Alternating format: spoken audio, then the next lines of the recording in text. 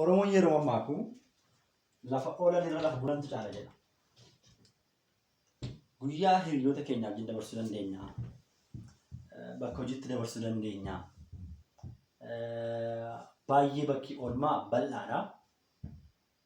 Galgalli garuu biyya lafaa keessaaf jireenya dhala namaa keessaatii isa ijoof sangafa. Galgalli biyya lafaa keessattis isuma guyyaatti dhufu ta'uu danda'a. Umurii ijoollummaa dabarsinee dargaggummaa dabarsinee dulluma itti seennus ta'uu danda'a. Yeroo jireenya biyya lafaa kana obbaafannee deemnu ammoo jireenya waaqa biraa abbaa biraa qabnu sana ta'uu danda'a. Egaa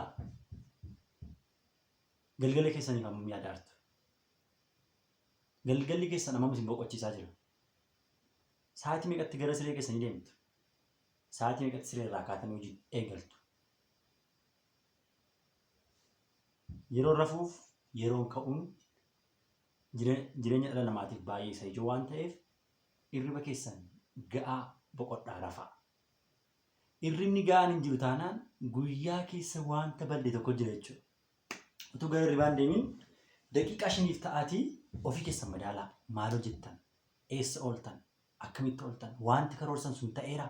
Hin taane yoo ta'e ammayyuu ani ga'aadha, ani cimaadha, ani jabaadha, ani jabduudha jedhaatu of amansiisaatii borii keessaniif haala mijeessaa jalaa ciraatii borii keessaniif haala mijeessaatii hirriba ga'aa rafaan jedhaa.